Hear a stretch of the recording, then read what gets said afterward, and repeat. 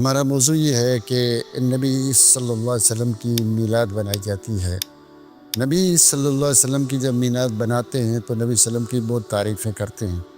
ہم مسلمان ہیں، مومن ہیں، کوئی مسلمان کوئی مومن، بلکہ ہمارا عقیدہ اور نظریہ یہ ہے کہ آپ صلی اللہ علیہ وآلہ وسلم اس کائنات کی سب سے خوبصورت ترین شخصیت کے مالک ہیں۔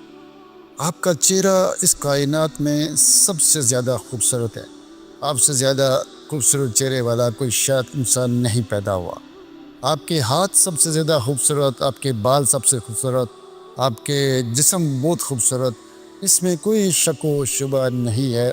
بلکہ صحابہ کہتے ہیں، براء ابن عازب کہتے ہیں کہ بخاری مسلم کی حدیث ہے، وہ آپ کا حلیہ بیان کر رہے ہیں، جسم، کاندھے، ٹانگے، سینے بتا رہے، اور پھر آخر میں کہتے ہیں لم ارى شيئا قط احسن منه، کہ میں نے اپنی زندگی میں آپ صلی اللہ علیہ وسلم سے زیادہ حسین وجود کبھی دیکھا ہی نہیں۔ یہ بخاری مسلم کی حدیث ہے، براء ابن عازب کہتے ہیں۔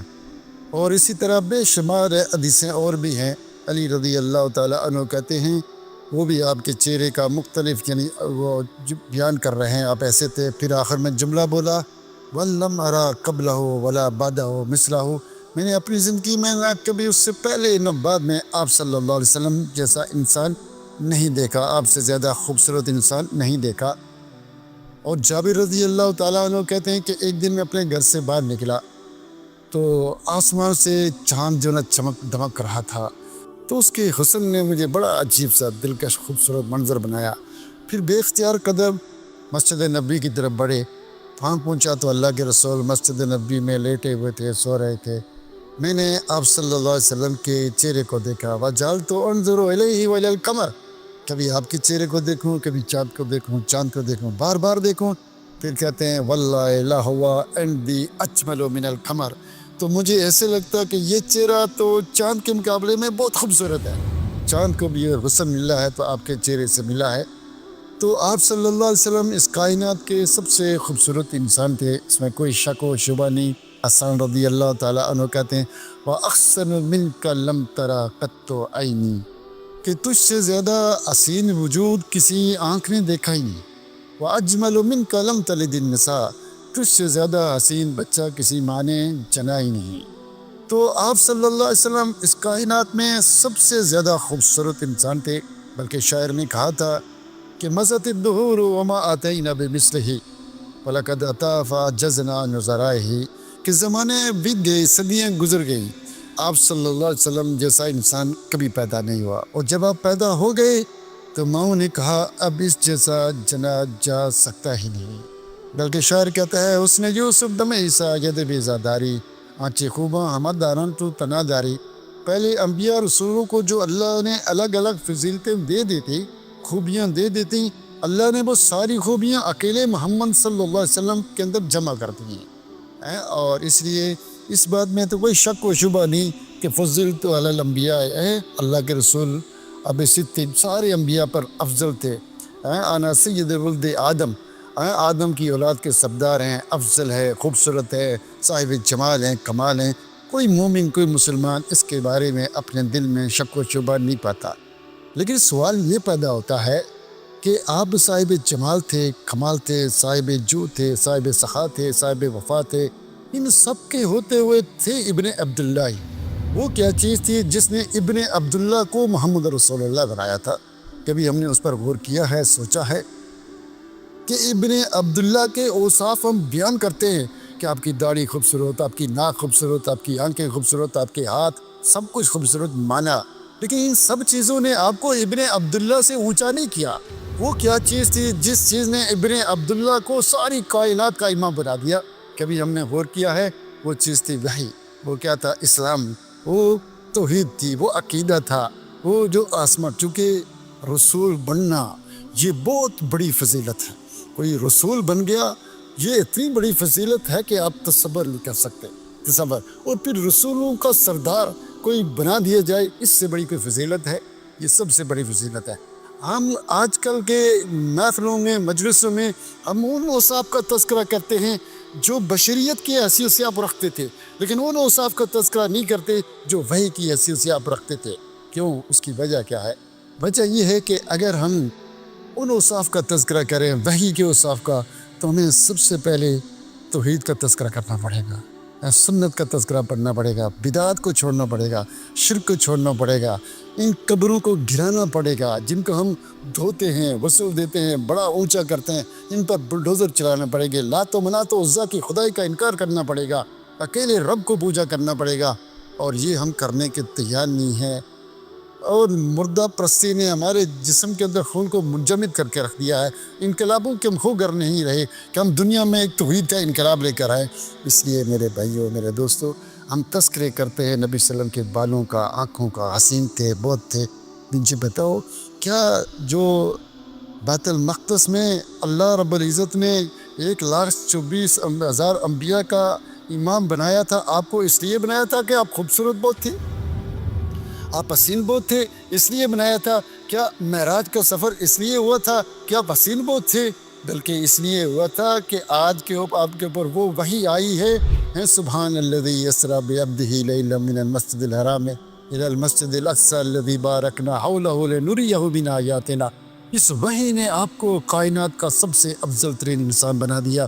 میرے بھائیو، اگر ہم لوگ قرآن و سنت کی طرف آئیں تو پھر ہمیں بہت تبدیلیاں کرنی پڑے گی۔ دیکھیے نا کہ یہودی اگر اپنی توریت پر عمل کریں تو مسلمان ہو جائیں گے، کیونکہ توریت کے اندر نبی صلی اللہ علیہ وسلم کے سارے اوصاف لکھے ہوئے ہیں، مانیں گے، لیکن وہ ان اوصاف کو ماننے کے لیے تیار نہیں۔ نبی صلی اللہ علیہ وسلم کو جانتے ہیں آپ سچے رسول ہیں، لیکن نہیں مانتے توریت کو۔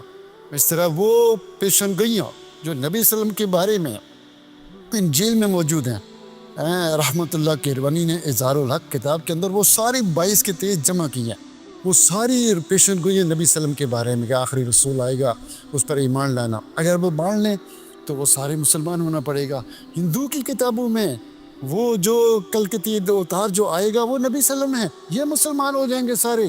اگر ہم کتابیں پڑھیں، اس وحی کو مانیں، اگر وحی کو مانیں، یہودی عیسائی ہندو اس کتابوں کو مانیں تو ان کو مسلمان ہونا پڑے گا، لیکن اس وحی کا تذکرہ نہیں کرتے ہیں، پھر ان کی دال روٹی سب کی چلتی ہے۔ اب دیکھیں نا مسلمانوں میں پھر کے شیعہ سن، یہ 12 امام ہیں، کیا 12 اماموں نے یہ کہا ہے کہ قرآن و سنت پر عمل نہ کرو، توحید پر عمل نہ کرو؟ نہیں، کب علی رضی اللہ تعالیٰ عنہ نے کہا؟ نہیں، انہوں نے ہمیشہ اسی کا حکم دیا۔ اگر وہ اس وحی پر عمل کریں گے، اماموں کی باتیں بھی مانیں تو ماننا پڑے گا، مسلمان ہونا پڑ جائے گا صحیح طریقے سے۔ اور اگر ہمارے 4-5 امام ہیں ہم نے جو بنائے ہوئے ہیں، اگر ہم قرآن و سنت کی طرف آئیں، وحی کی طرف آئیں، تو ہمیں یہ سب کچھ چھوڑنا پڑے گا، لیکن ہم وحی کی طرف نہیں آتے تاکہ بدعات جاری رہیں، خرافات جاری رہیں، سب اپنے اپنے فرقے برقرار رہیں، کوئی کسی کو چھیڑے نہیں، چھوڑے نہیں، لگے رہو۔ لیکن اگر ہم وحی کی طرف آئیں تو پھر ہمیں یہ فرقے، یہ جماعتیں، یہ بزرگ سب چھوڑنے پڑیں گے، کیونکہ نبی صلی اللہ علیہ وسلم کے ہوتے ہوئے، قرآن و سنت کے ہوتے ہوئے، اس کے مخالف میں ایک نئی جماعت، ایک نیا قول تیار کرنا، یہ کس میں ہمت ہے؟ میرے بھائیوں، میرے دوستو، اصل مسئلہ یہ ہے کہ ہم نبی صلی اللہ علیہ وسلم کو لوگوں کو بیوقوف بناتے ہیں، خوب گال قوالیاں کرتے ہیں، آپ کا چہرہ بڑا، لوگ ادھر لگے رہے۔ وہ توحید کا تذکرہ، وہ سنت کا تذکرہ، وہ اسلام کا تذکرہ ہم نہیں لوگوں کو بتلاتے۔ اچھا مجھے بتائیں، اگر آپ صلی اللہ علیہ وسلم دودھ سے زیادہ سفید ہو جاتے، آنکھ سے زیادہ سرخ ہو جاتے، کوئی ہماری سے زیادہ لمبے ہو جاتے، کوئی ہماری سے زیادہ، شاید ہی مکہ کے باہر آپ کو کوئی جانتا و پہچانتا ہوتا۔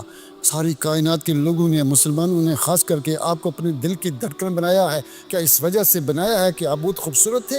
نہیں، ابن عبداللہ کی وجہ سے نہیں، بلکہ اس وجہ سے بنایا کہ آپ محمد الرسول اللہ بن گئے، آسمان کا فرشتہ وحی دے کر آپ پر اترا ہے۔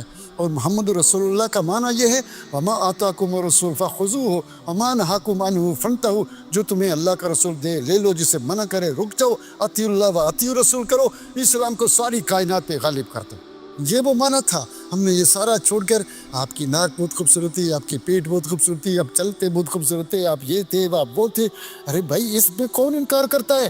اس کا تذکرہ تو مکے کے مشرکین بھی نہیں کرتے تھے، ان کو بھی کوئی اختلاف نہیں تھا۔ اختلاف کس میں تھا؟ قولوا لا الہ الا اللہ۔ مکے کے مشرکین آپ کو صادق الوعد کہتے تھے، امین کہتے تھے، باحیا کہتے تھے، سب عزت کرتے تھے نا۔ لیکن جس دن آپ نے کہا قولوا لا الہ الا اللہ تفلحوا تملک العرب والعجم، لا الہ الا اللہ کہو، عرب و عجم کے مالک بن جاؤ گے، اسی وقت اختلاف شروع ہو گیا، لڑائیاں شروع ہو گئی، کیا کیا ہوا؟ تو جب ہم لا الہ الا اللہ کہیں گے تو پھر یہ کہ ہمارے دانے بانے کانٹے سب بند ہوں گے. اس لیے ہم نبی صلی اللہ علیہ وسلم کے ان چیزوں کا تذکرہ نہیں کرتے جس نے آپ صلی اللہ علیہ وسلم کو ساری کائنات سے افضل بنایا, اور ہم بھی عمل کریں تو ہم بھی افضل بنیں. میرے بھائیوں, میرے دوستوں, صحابہ نے عمل کیا, ساری کائنات پر غالب ہوئے. ایک صحابی آیا, اس نے آ کر کہا اللہ کے رسول میرے بھائی کے پیٹ میں درد ہے, کوئی دعا بتلائیں. آپ صلی اللہ علیہ وسلم نے کہا شہد کھلاؤ. جب شہد کھلایا تو تکلیف اور بڑھ گئی. دوسرے دن پھر حاضر ہوتے ہیں کہ اللہ کے رسول آپ کے حکم کی تعمیل ہو رہی ہے, عمل ہو رہا ہے, لیکن تکلیف اور بڑھ رہی ہے. کہا اور شہد کھلاؤ, اور شہد کھلایا جا رہا ہے, تکلیف اور بڑھ رہی ہے. اب دیکھیں تجربہ کچھ اور بتا رہا ہے, نظر کچھ اور آ رہا ہے, دکھائی کچھ اور دے رہا ہے کہ شہد نہ کھاؤ تکلیف بڑھ رہی ہے, لیکن وہ شہد کھاتا رہا کیونکہ وہ جانتا تھا جو بات اللہ کے رسول صلی اللہ علیہ وسلم کے منہ سے نکلی ہے وہ کبھی غلط نہیں ہو سکتی. وہ شہد کھاتا رہا یہاں تک کہ اس کے جسم سے اللہ نے کلیتاً بیماریاں ختم کر دی, بیماریاں ختم کر دی. آج ہماری ناکامی کے اسباب یہ زلزلے اور یہ سیلاب, یہ عبارسیں اس لیے ہیں, تباہیاں بربادیاں اس لیے ہیں کہ ہم نے وہ چیز جو تھی اس کو چھوڑ دیا. اب ہم نے کیا بڑے بڑے بزرگ بنائے ہوئے ہیں. یہ بڑے بزرگ جتنے بھی ہیں یہ بڑے اس لیے بنے کہ اسلام پر عمل کر کے, ابو بکر صدیق ہیں, صحابہ ہیں, یہ بڑے کیوں بنے؟ اسلام پر عمل کر کے, اسلام کو چھوڑ کر نہیں. اور نہ ابو جہل بنتے, یہ بہت بڑا کفر ہے. کہ ابو جہل بھی تو عربی تھا, نبی صلی اللہ علیہ وسلم کے چچا جو ابو لہب تھا چکری تھے, لیکن اسلام کو چھوڑنے کی وجہ سے جہنم میں چلے گئے. یہ اتنے اونچے ہو گئے کیوں؟ اسلام پر عمل کرنے کی وجہ سے.